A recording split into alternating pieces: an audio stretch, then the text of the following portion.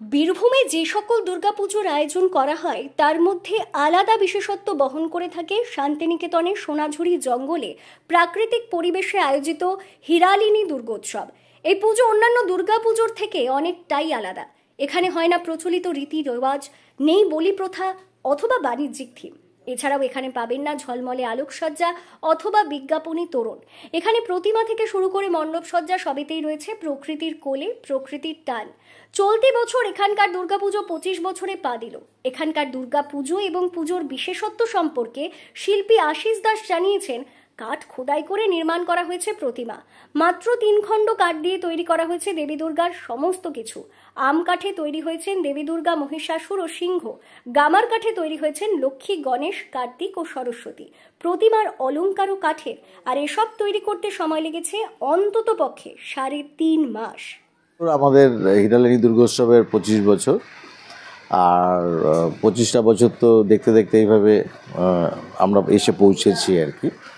এবং তার সঙ্গে যেটা সবচেয়ে উৎসাহ, যে যে জায়গাটা আমরা কাজের মধ্যে পাই, সেটা হচ্ছে যে যত দিন যাচ্ছে আমাদের আদিবাসী ভাই বোনরা, এবং এটা এখন তো লোকে সবাই যেন আদিবাসীদেরই পুজো, তো তারা এসে যেভাবে ইনভলভ হয়, এইভাবে নাচ গান, আমাদের বাইরে একটা মঞ্চ হয়, সেখানে বিভিন্ন রকম নাটক, অ্যাওয়ারনেস, তারপরে ওদের নানা রকম ইনস্ট্রুমেন্ট, এগুলোর পারফরমেন্স, তারপরে ওদের হারিয়ে যাওয়া অনেক যেগুলো আজকাল চর্চার অভাব হয়েছে, সেগুলোকে যাতে এখানে প্রেজেন্ট করা যায় ঝাড়খণ্ড, অন্যান্য জায়গা থেকে, এবং অনেক দল যারা শুনেছে যে ওরকম একটা কিছু আমাদের একটা প্ল্যাটফর্ম আছে, তারাও রেডি হয়ে চলে আসে, উইদাউট ইনভিটেশনই তারা চলে আসে। আমরা তাদেরকে ওয়েলকাম করি এবং তারা সেখানে পারফর্ম করে।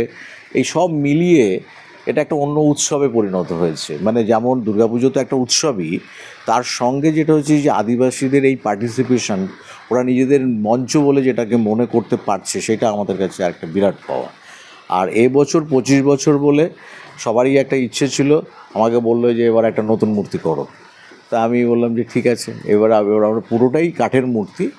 এটা এক পিস, সিঙ্গেল পিসেই দেবী দুর্গার মূর্তিটা আছে, আর তার সঙ্গে অসুর আর এইটা একটা পার্টে আছে, আর বাকি দুটো পিসে বাকি সরস্বতী, লক্ষ্মী, গণেশ, কার্তিকেরা আছে।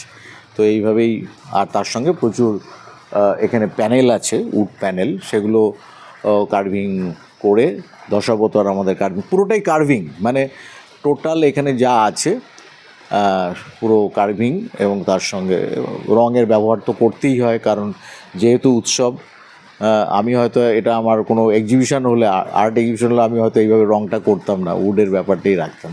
কিন্তু মানুষের একটা ডিমান্ড আছে যে এটা যেহেতু একটা ফেস্টিভ্যাল, সবাই একটা অন্য আনন্দে মাততে চায়, সেই জন্য রঙের ব্যবহারটা বাধ্য হয়ে করতে হয়েছে, সেটা আমি বলেই দিলাম আর কি। হ্যাঁ, তো যাই হোক, সব মিলিয়ে একটা চেষ্টা। এবার মানুষ কীভাবে নেবেন সেটা মানুষের কাছে। কতদিন সময় লাগলো এটা করতে? এটা সময় অনেক দিনই লাগলো, প্রায় 4.5 মাসের উপরে শুরু থেকে। গ্রামের আদিবাসী ছেলেরাও হাত? হ্যাঁ, আমি তো নেই, কারণ কি আমি চাই যারা ওরাও কিছুটা হাত দিয়ে সেই সাহসটা তৈরি হোক, ওরা নিজের মতো করে কিছু করতে পারুক। এটা কিন্তু আমি আমরা 5টা মূর্তি করেছি বিভিন্ন মেটেরিয়ালে।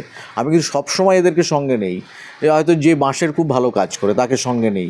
আমি একটা ফর্ম করলাম, তাকে বললাম তুই ইনভলভ হ, ওরা একটা সাহস তৈরি হয়, ওরা একটা অন্য রকম কিছু করবার কথা ভাবতে পারে। এই জায়গাটা থেকেই কিন্তু আমাদের এই ইচ্ছেগুলো বা চেষ্টাগুলো আমরা করি আর কি। মানে এটা আর একটা জায়গা আমি বলবো।